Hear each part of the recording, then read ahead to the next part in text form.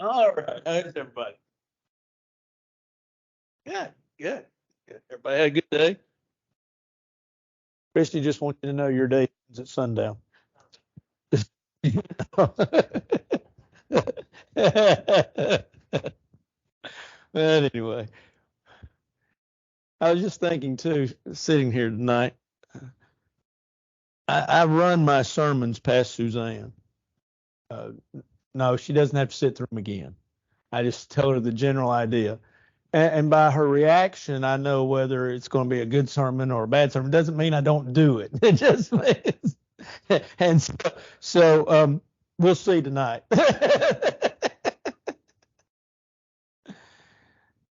Let your light shine. Story is told. Happened in the days long ago. This is before railroad crossings had the lights and the bells and the whistles and all that, and some of them have arms now. They come up. This was long before that, and this was in a smaller community. So happens that the steam engine was coming through town, and when it came through town, there was a car that was crossing over, and it didn't see the steam engine. And there was a crash, of course, and unfortunately, the individual in the car was killed. The family of the individual sued the railroad. They were going to claim negligence on the part of the railroad. And so they carried it to trial or carried it to court, and they carried it before the judge, and the attorneys were asking questions. And they put one man on the stand. It was his responsibility to stand at the crossing with his lantern and wave his lantern to get the folks to stop. And so they put him on the stand. State your name. He stated his name. What do you do? Well, I wave the lantern to get people to stop at the railroad crossing. Okay. Were you working the night of the accident? Yes. And did you wave your lantern? Yes. Case closed almost. Case dismissed. Could not find negligence on the part of the train company. And so the big president of the company came by, and he came down to the town, the community where this accident was, and he called the man up to where he was. The man that had saved the company so much money because he had told them that he was there working that night. And so they looked at the man, and the president said, "Sir, I want to thank you. You've saved us a whole lot of money." And the man said, "Well, I'll be honest with you." He said, I was nervous. He said, "I was really sweating." He said, well, what was the problem?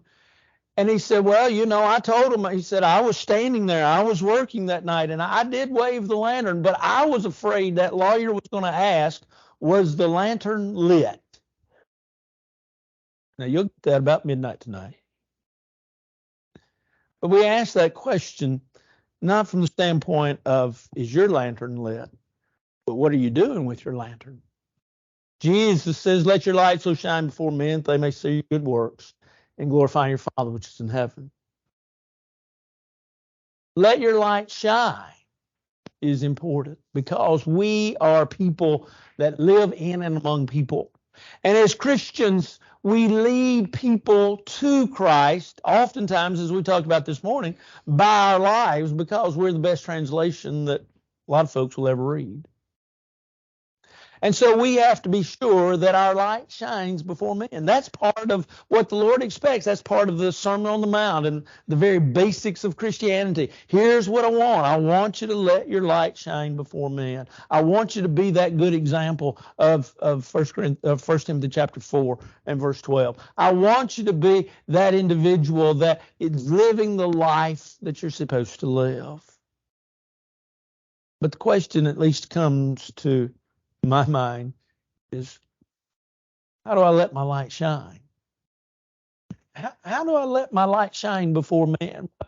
Let's give some thoughts tonight of how you can let your light shine. Now, this kind of goes along with what we talked about this morning in my responsibility to the truth. My responsibility to the truth is to love it, to study it, to obey it, and to live it. We go the second mile. Then next Sunday morning, I want us to look at Mark chapter 14. And I want us to see, remember the woman that anointed Jesus there at the last, and we're going to talk about her and her gift really to the Lord. And we're going to talk about ours as well. And it kind of all goes together. It's not a series, but it all kind of goes together real well. But how do you let your light shine? Well, first of all, you go the second mile. Learn that life is really about the theory or the practice, the principle, maybe we should call it, of and then some. You know, if you look at most people that have been financially successful, what have they done? They have done what we all have done and then some. They've done some more. They've been successful that way and then some. Well, that's really the Christian motto, and then some. What did Jesus say? Whoever compels you to go with him a mile, do what? Go with him 2. Now, we have to understand in Matthew chapter 5 the context of that statement. The context of that statement is that in biblical times there were roads that were marked off approximately a mile each as you go out, 1 mile and 2 miles and 3 miles. If you've ever been out in Kansas, they do this a lot out in Kansas, out in that area. I was out there doing a campaign many years ago, and you would say, where do you live? Well, I live 9 miles east. And that meant you went 9 miles east from their community, and there'd be a road there, and you'd take that road. And then they'd tell you which way to go from there. And everything was north, south, east, and west. And a fellow like me that's from West Tennessee, you know what I know? Left and right. And so I stayed lost the whole week.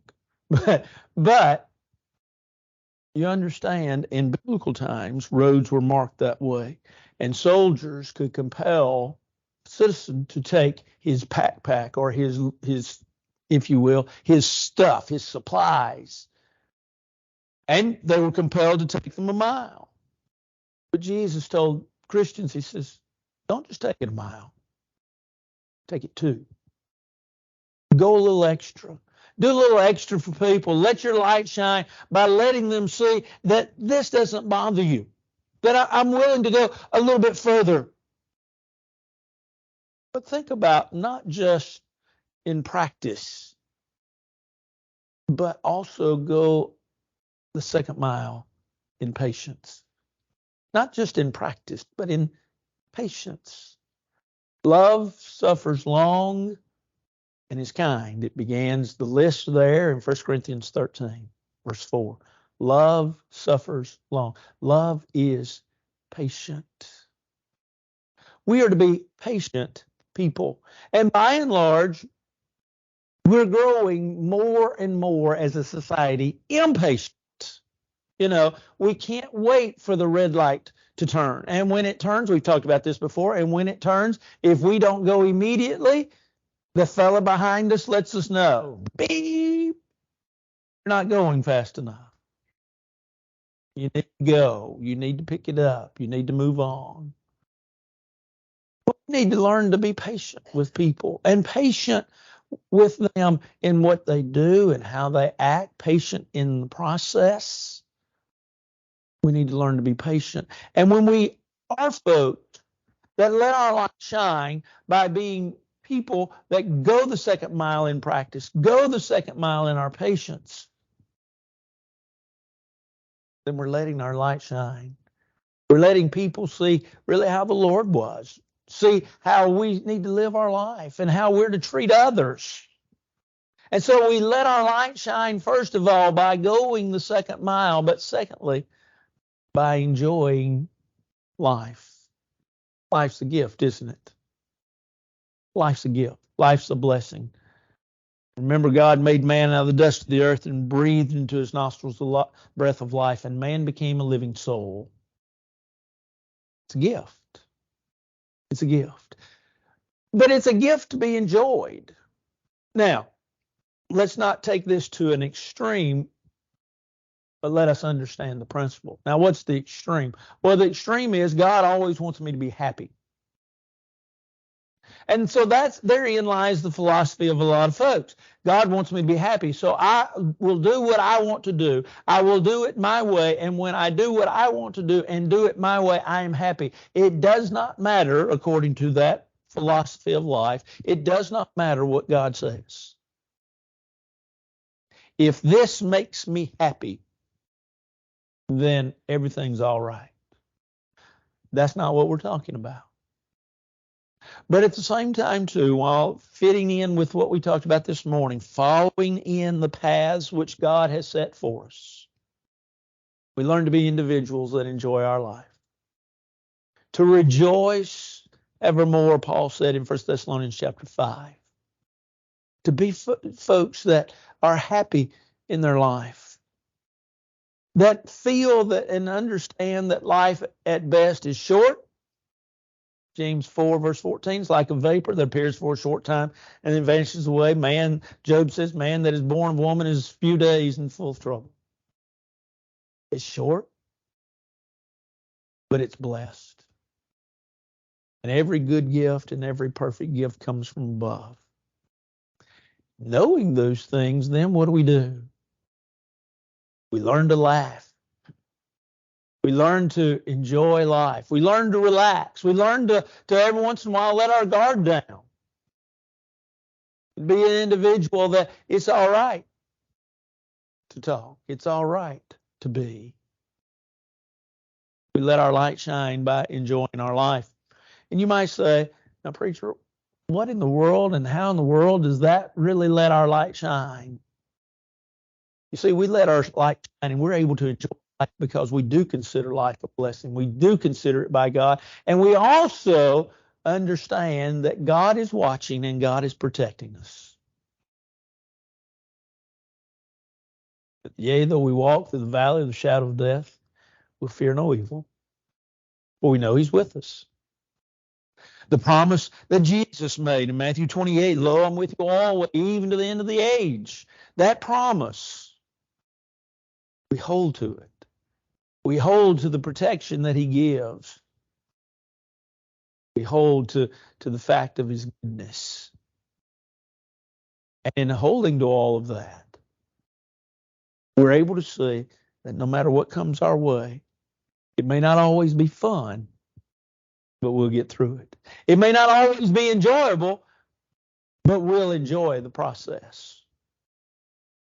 No, it's not fun to go through the heartaches and hurts of life. It's not, and we're not trying to dispel the pain of pain. You might say, what in the world are you talking about now? In other words, the reality of pain is just that there is pain, and there is remedial, or there is, I guess the easiest and the best way to say it, there is benefit to our pain. But yet at the same point in time, too, we learn to enjoy it. Oh, I don't mean sit up there and say, oh, yeah, man, this is great. I am in physical pain. This is great. But it is to say I'm learning through that process. And I'm recognizing where my blessings are coming from. I recognize what's happening. And I recognize and know that it will, because it will, work together for good. And so our light shines before men because they see all of a sudden that there's something different about us, even in the midst of our pain and even in the midst of our problems, but also even in our good pleasure. I was with a group recently. We were eating and we were enjoying ourselves. And you know, if I'm in the group, we're going to laugh. If I just laugh out loud for no reason, we're going to laugh. And I had a man as we were walking out stop me and he said, can I talk to you for a minute? I said, sure. He said, and this was after church one Sunday night. He said, where do you folks go to church? I said, River Road Church of Christ. He said, I knew that. He said, not necessarily River Road, but he said, I knew you folks had to go to church. Well, I still had a coat and towel. Kind of figures, doesn't it? Either been to church or to a funeral. But he said, I just knew it. He said, I love to see people when they're together enjoy one another. I said, oh, we did that. We enjoyed being together. Enjoy life. It's a blessing. God gave it to you. God gave it to you to enjoy. God gave it to you and blessed you in it. Let your light shine by enjoying your life. You're not hurting the Lord when folks see you enjoy your life. Rejoice in the Lord, Paul said. And again, I say, what? Rejoice. But thirdly, be grateful. Today, I'm grateful. Be appreciative is another way of saying it. Let your light shine by being a person that is thankful. Paul said, in everything give thanks. Giving thanks, he wrote, that's in Ephesians 3. He then wrote to the church of Thessalonica. He says, in everything give thanks. Giving thanks always for all things to God the Father through the Lord Jesus Christ. We're to be thankful people. Grateful. Why? Because we know we're blessed. We know we've been given blessings by God, and we know that everything we have has come to us from God. That's where it has come. And so we learn to be grateful. We learn to be grateful for God and to God. We learn to be grateful for the fact that God has blessed us and God is blessing us, and that God will always bless us. Thankful for God and what he does for us. But we also need to learn to be thankful for others. Others bless us, don't they? Sometimes they bless us unknowingly.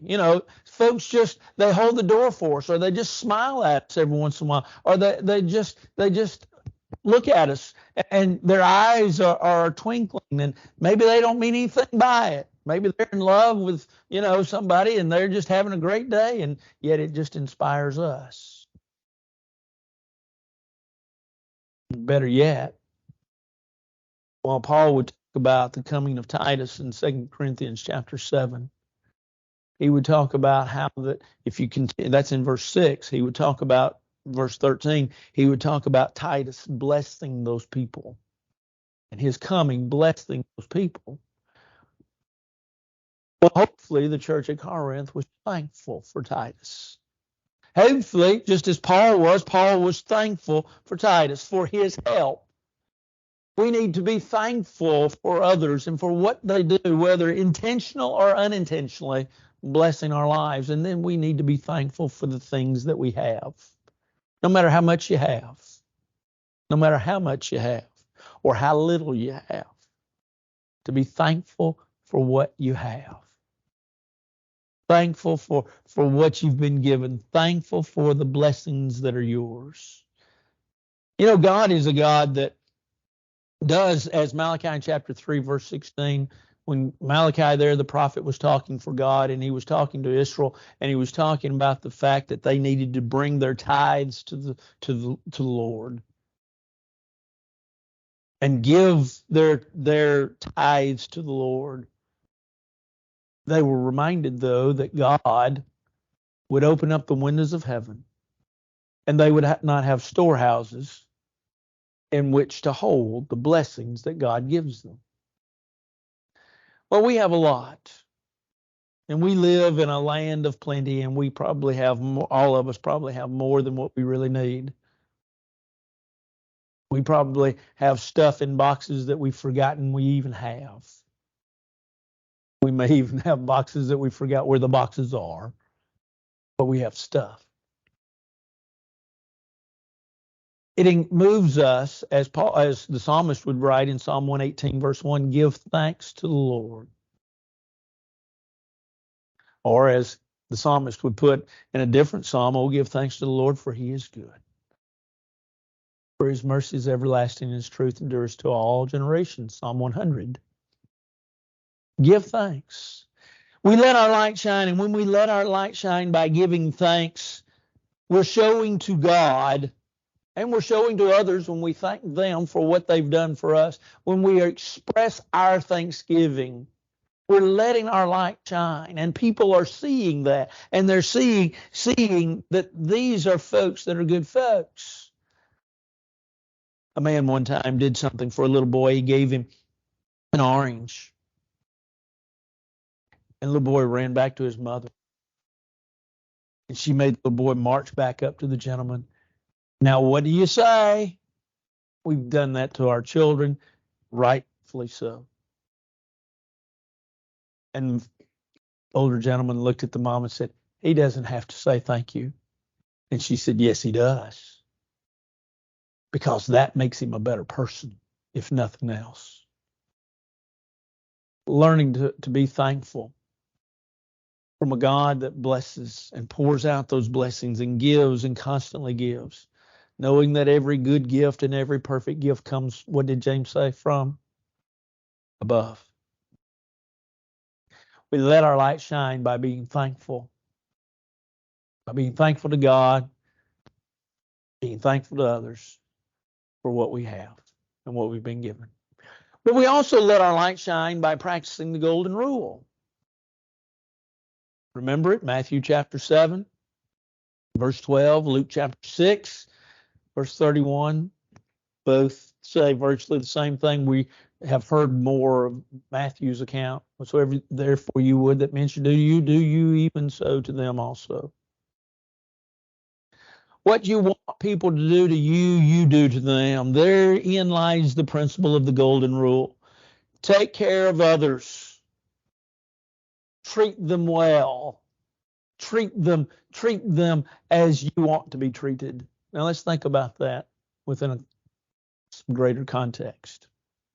As I was studying this week, just on personal study time, I was running through 1 Corinthians chapter 8. Paul was talking there about eating of meat. You remember that text, eating meat that's offered and whether you should eat it or not. And Paul addresses it this way in verses 12 and 13 of 1 Corinthians chapter 8.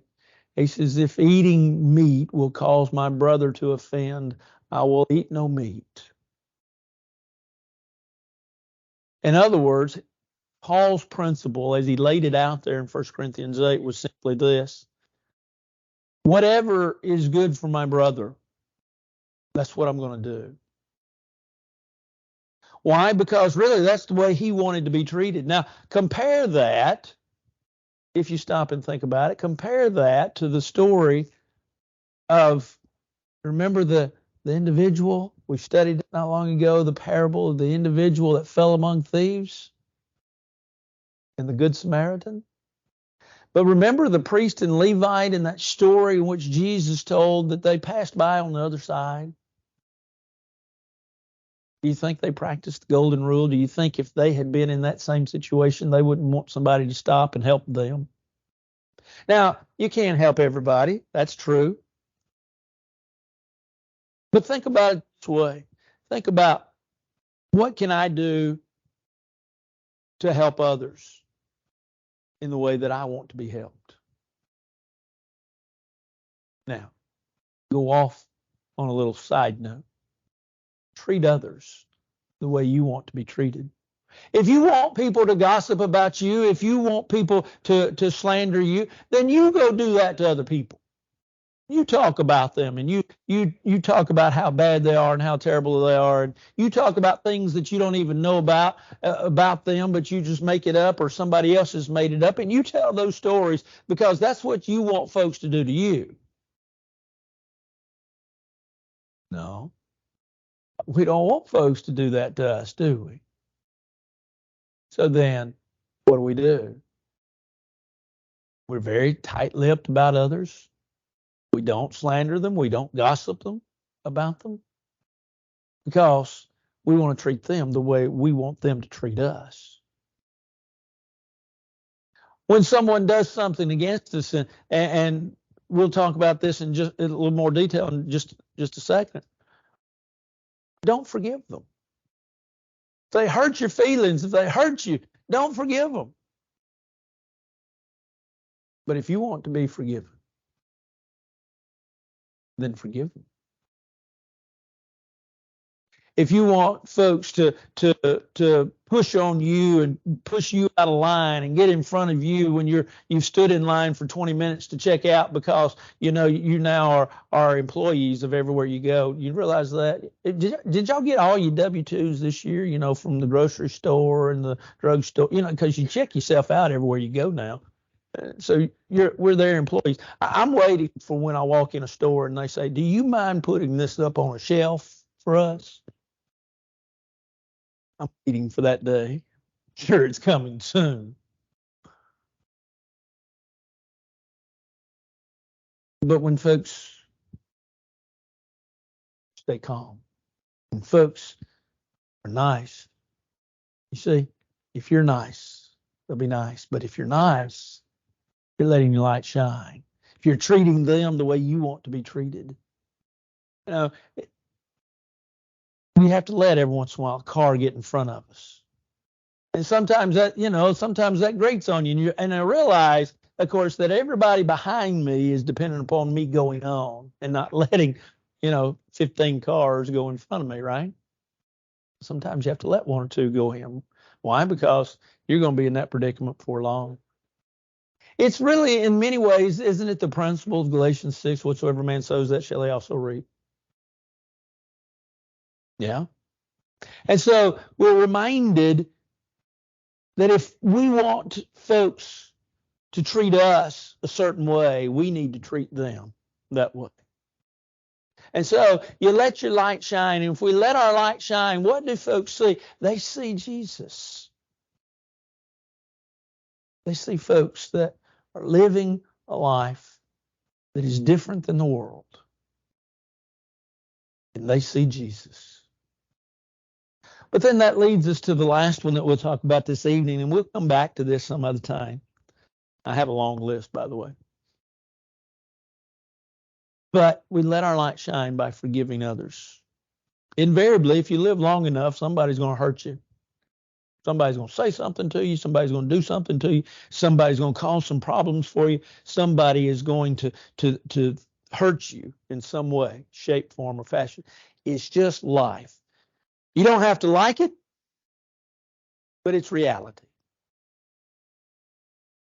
And in the fact that they're going to do that, and in the fact that they do that, it is our responsibility to do what? Forgive them. To let them off the hook. God said, let me take care of that. That's one of the principles that has been difficult for me through the years is I was, I guess, raised by a mother that, if you don't mind, just move and I'll take care of it. and I sort of have that philosophy. Just get out of the way and I'll take care of it. But I've learned through the years and through preaching that folks grow when they do it.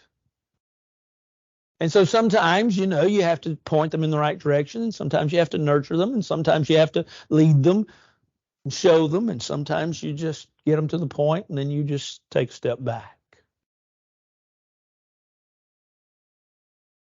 When somebody hurts you, God says, take a step back.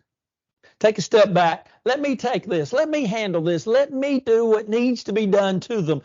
I'll handle it. You go your way. You do what you want to do.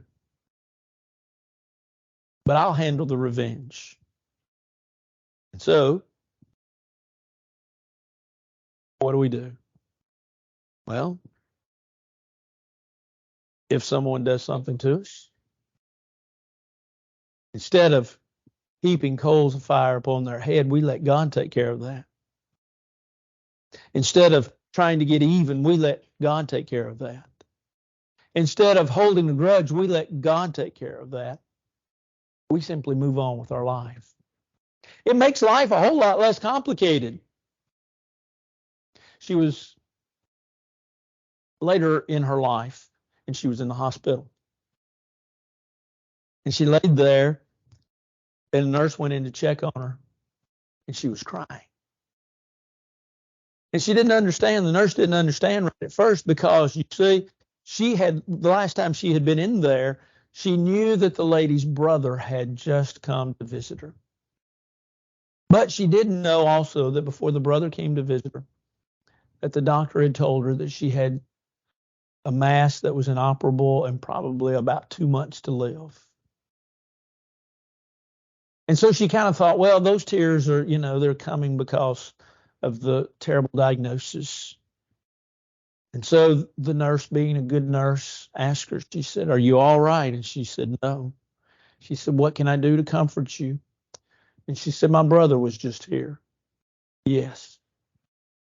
And she said, "For all these years, he's never said anything, but he's let me have it." What in the world?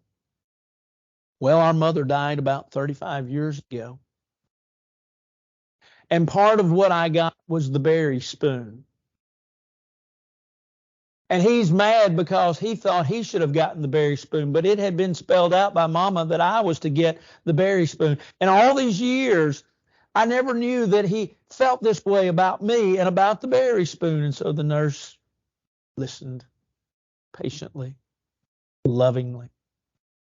And she said, "Do you mind me asking what is the berry spoon and what's so special about it?"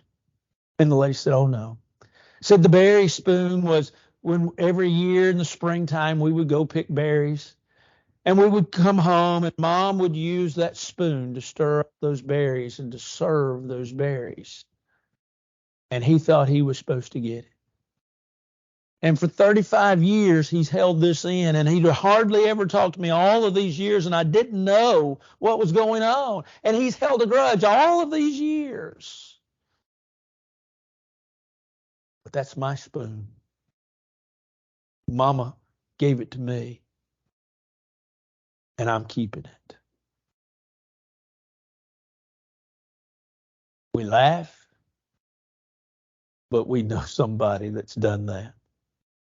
We've seen families destroyed by that. That lady one time called me up. "Need to talk to you." "Okay." "So-and-so is taking care of my mama now, yeah? And they're going to get what's in the will." Now, there's nothing virtually in the will, but they're getting what's in the will. "Okay." "And I'm really upset about that, but I don't like it." That's really hard to counsel, to be honest. She went back and forth and back and forth and back and forth, and we, I think I pacified her, but I didn't because I couldn't understand how. Basically, she didn't care that they were getting it, but she didn't want them to get it. That doesn't make sense. But I will say this: that even though I pacified her for a few minutes, it wasn't long before Mama died, and that family fussed and fought and didn't talk to each other because it was really, to be honest, about $10. That's all it was. Families need to learn to forgive. Well, it's not just families, it's people. We need to learn to forgive, to be individuals that let go, that don't hold the grudge, that are willing to forgive and move on. Jesus did. "Father, forgive them, for they know not what they do." Luke chapter 23, verse 34, as he hung upon the cross. We need to remember that. And we let our light shine, and we let our light shine by being forgiving people, because you see, the world wants to hold a grudge. The world wants to get even. You watch soap operas. I won't tell you that my wife watches one most nights. I'm in a different room watching a ball game. Thank goodness for 2 TVs. But what are soap operas all about? I'm getting even with them. Why? They did something. They stood on their head, and I wanted them to stand on their feet or whatever. Let your light shine by being the bigger person, the person that's willing to forgive. Paul wrote in 1 Corinthians chapter 13 and verse 2, "Though I have the gift of prophecy and understand all mysteries and all knowledge, Though I have all faith so that I can remove mountains and have not love, I'm nothing. Boy, what powerful words.